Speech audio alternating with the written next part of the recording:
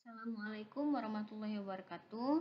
Alhamdulillah, pada kesempatan kali ini saya akan menyampaikan sebuah materi mengenai abstract data type atau disebut dengan ADT atau juga sering disebut dengan struct begitu. Nah, ini salah satu materi yang ada di dalam algoritma ya, yaitu algoritma dan struktur data itu mengenai abstract data type. Jadi sebelum menjelaskan apa sih abstract data type atau orang biasanya menyebutnya dengan tipe data bentukan. Jadi di sini akan dijelaskan terlebih dahulu tipe data itu apa gitu. Jadi kalian sudah tahu bahwa kita mempunyai sebuah tipe data merupakan abstraksi yang digunakan sebagai template untuk tipe data yang disimpan. Jadi tipe data itu menggambarkan bentuk data yang mau kita simpan ke dalam sebuah variabel. Misalkan yang mungkin sudah diketahui ada integer, berarti kalau mau data yang disimpannya berupa data bilangan bulat, berarti menggunakan integer. Kalau mau nyimpan datanya berupa data bilangan desimal, ya gunakan real. Kalau mau menyimpan datanya berupa huruf, bisa gunakan karakter. Nah, begitu. Itu adalah sebuah tipe data. Jadi, tipe data ini ada dua jenis sebenarnya. Yang pertama tipe data dasar dan tipe data bentukan. Jadi, tipe data dasar itu adalah tipe data yang sudah dikenal seperti biasanya, yang sudah ada pada pemrograman, ya, bahasa pemrograman. Seperti yang saya sebutkan tadi, ada integer, ada float atau real, ada double, ada karakter, ada string, boolean, begitu. Nah, itu semuanya sebenarnya adalah sebuah tipe data dasar.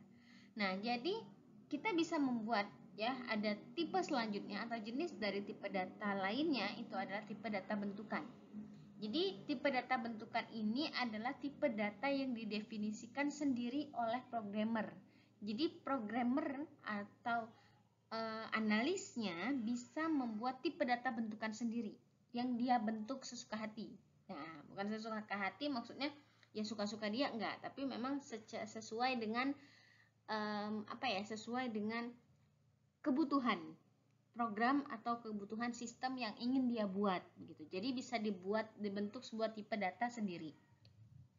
Nah, misalnya memenuhi kebutuhan tertentu yang tidak dapat diwakilkan oleh tipe data dasar. Misalnya kebutuhan untuk mengakses buku atau mahasiswa.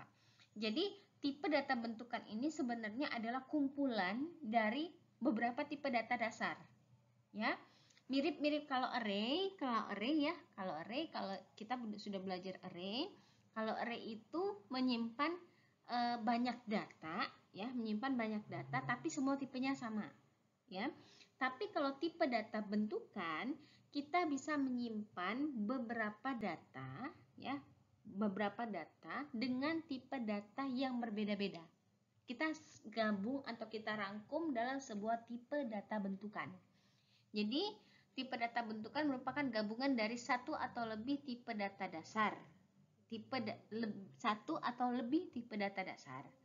Tipe data bentukan memiliki struktur utama, ada tipe data baru dan record. Jadi, nanti kita bisa membuat sebuah tipe data bentukan.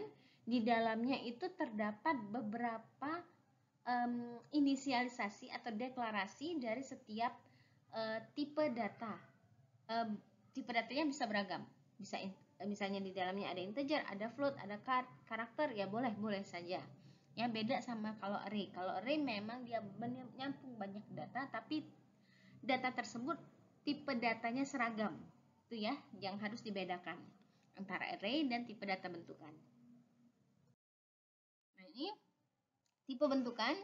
Tipe adalah himpunan nilai dan sekumpulan operator yang terdefinisi terhadap tipe tersebut. Operator harus dibuat definisi, spesifikasi, dan realisasi sendiri tergantung pada operasi yang berlaku pada tipe bentukan. Jadi, himpunan atau kumpulan nilai atau kumpulan operator yang saya sebutkan tadi, ya, menyatakan nilai tipe bentukan dalam bentuk tuple. Tuple orang biasanya nyebutnya tuple atau struct begitu.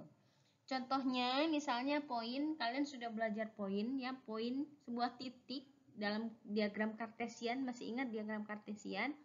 Nah, diagram Kartesian itu ada sebuah titik. Titik itu terdiri dari angka yang isinya adalah sumbu X dan sumbu Y, X, Y. Jadi kita bisa membuat sebuah tipe data bentukan poin, di dalamnya ada X dan ada Y. Begitu. Ya, dengan oleh tupel X dan Y misalnya 0,0. Ini tupel atau struct. Nah, ini ya deklarasi. Bagaimana sih cara mendeklarasi dari sebuah ADT? Cara mendeklarasinya seperti ini. Tipe, ya. Tipe, kemudian nama tipe data bentukan yang mau kita bentuk. Kemudian komponen-komponen pembentuk untuk tipe data ini. Komponen 1.2 tipe datanya apa? Komponen 2 tipe datanya apa? Komponen sampai komponen N sesuai dengan kebutuhan. Dan tipe datanya apa? Ya, di awal dan di akhir digunakan kurung siku begini ya, kurung seperti ini. Contohnya misalnya kita mau membuat ADT mahasiswa. Jadi kalau mau membuat tipe data bentukan sesuatu, kita harus memikirkan apa sih yang melekat dengan tipe data bentukan ini, atau apa sih yang melekat dengan objek ini, begitu. Kalau kita ngomongin mahasiswa, biasanya kan mahasiswa memiliki nama, NIM, IPK, jurusan, gitu ya. Punya nama, NIM, IPK, jurusan. Ya, kalau kita mau membuat tipe data bentukan mahasiswa, berarti type, nama tipe data bentukannya apa, mahasiswa misalnya, kemudian komponennya adalah atau field-fieldnya yaitu nama, tipe datanya string, NIM integer, IPK real, jurusan string lagi. Jadi nanti ketika kita memanggil mahasiswa, ketika kita memanggil atau membuat atau menggunakan tipe data mahasiswa, di mana nanti tipe data mahasiswa ini ada 4 komponen ini. Nama, NIM, IPK, sama jurusan. Jadi satu kali panggil, kita bisa memanggil atau menggunakan 4 komponen di dalamnya. Ya. Ini contoh cara mendeklarasi, jadi harus ingat tipenya, tipe, kemudian nama tipe data bentukannya, kemudian dalam kurung, begitu, komponen, titik 2. Ini sama seperti deklarasi biasa ya, variabel, begitu, titik 2, tipe data, ya, tipe datanya apa, sampai berapapun yang kita inginkan baru tutup. Ini bagaimana mendeklarasi sebuah ADT. Nah, sekarang bagaimana cara kita menggunakan mengisi dari ADT yang sudah kita buat tadi, Nah, sekarang cara deklarasinya, ini cara inisialisasi ya, Kita gunakan nama variabelnya diikuti titik 2 nama tipe data bentukan. Sebenarnya sama aja seperti yang kita menggunakan tipe data dasar. Kalian kan menggunakan tipe data dasar membuatnya i.2 integer, begitu kan? Kemudian misalnya nama titik 2 string. Nama itu apa? Variabel kan? String itu apa? Tipe data bentukan kan? Tipe data biasa, tipe data dasar. Nah, ini sama. Cara menggunakannya adalah MHS ini apa? MHS berarti variabel, ya. Mahasiswa ini dari mana? Mahasiswa ini adalah tipe data bentukan. Jadi sama, cara mendeklarasinya adalah nama variabelnya titik 2, di akhirnya adalah nama tipe datanya apa. Sama. Kemudian cara mengisi yang agak berbeda di sini adalah cara mengisi. Kalau variabel biasanya kita langsung i sama dengan 10 misalnya ya. Nama sama dengan Ani. Nah, kalau di sini menggunakan tipe data agak sedikit berbeda. Kita harus mengakses komponennya. Ya, kita harus mengakses komponennya. Tadi diingat bahwa mahasiswa tadi kan ada 4 komponen ya. Ada nama, NIM, jurusan, sama IPK kalau nggak salah. Nah, ada 4 komponen. Ketika kita mau mengisi nilai, kita harus menyebutkan komponennya. Jadi variabel ini tadi, ini variabelnya ya, MHS berarti titik nama komponen yang mau kita isi. Misalnya nama, ya udah berarti nama variabelnya MHS titik nama sama dengan Ani karena dia string. Misalnya mau memasukkan IPK misalnya, MHS titik IPK sama dengan ya 3,5 misalnya. Berarti ya di sini kita harus mengakses komponennya. Ya. Kalau variabel biasa kita langsung aja I sama dengan 10, I sama dengan 5 misalnya gitu. Tapi kalau ADT harus komponennya harus diingat. Komponen yang mana yang mau kita inputkan atau kita isikan. Begitu juga dengan cara menggunakan ya. Jadi variabel kemudian komponennya apa?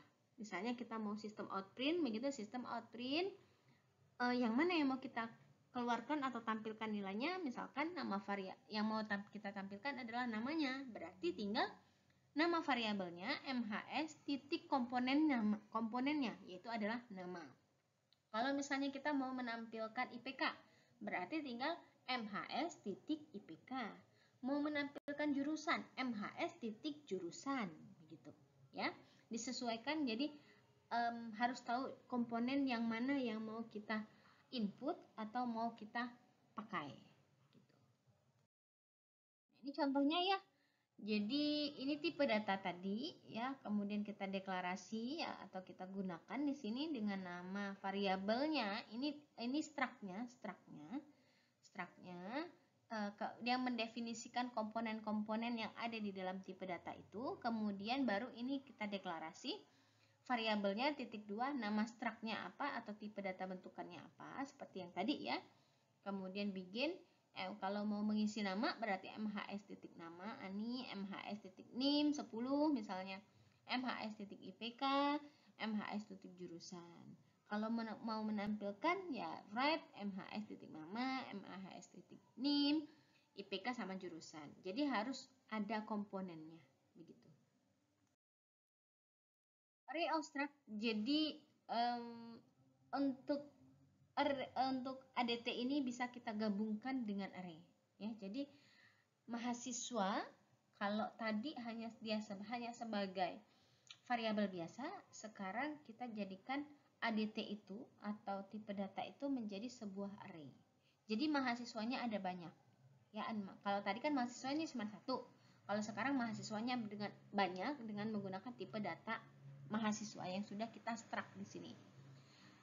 Mahasiswa sama seperti tadi, yang bedanya ya cuma ini aja, variabel sama kayak kita membuat array di dalam variabel biasa kan. Nama array, nama variabelnya, kemudian arraynya misalnya kalau ini 0 sampai 4 berarti jumlahnya 5 begitu ya. Of integer, of mahasiswa di sini. Ini kelebihan. Harusnya di sini. Of mahasiswa. I integer untuk perulangan ya. Kemudian cara aksesnya bagaimana? Kita gunakan perulangan for I sama dengan 0 to 4 ya. Karena kita mau melakukan perulangan 0 sebanyak 4 kali. Kita read mahasiswa. Untuk indeksnya kita gunakan mahasiswa dalam kurung I titik nama. Mahasiswa dalam kurung I titik NIM dan seterusnya. Ya, kita baca, kemudian ini kita tampilkan. Jadi untuk indeksnya itu bukan di ujung belakang sini. Kalau indeks array biasa ya di belakang kan dia. Tapi kalau dengan array of the ADT, MHS indeksnya dulu baru komponennya. Begitu. Ya, contohnya seperti ini. Ini kita baca dulu nilainya, kemudian ini kita tampilkan. Ya. Oke, mungkin segitu dulu penjelasan dari saya mengenai ADT. Mudah-mudahan bermanfaat. Mungkin cukup sekian dulu. Terima kasih atas semua partisipasi. Kalaupun ada pertanyaan boleh ditanyakan di kolom chat atau ditanyakan pada saat perkuliahan. Akhir kata saya ucapkan wassalamualaikum warahmatullahi wabarakatuh.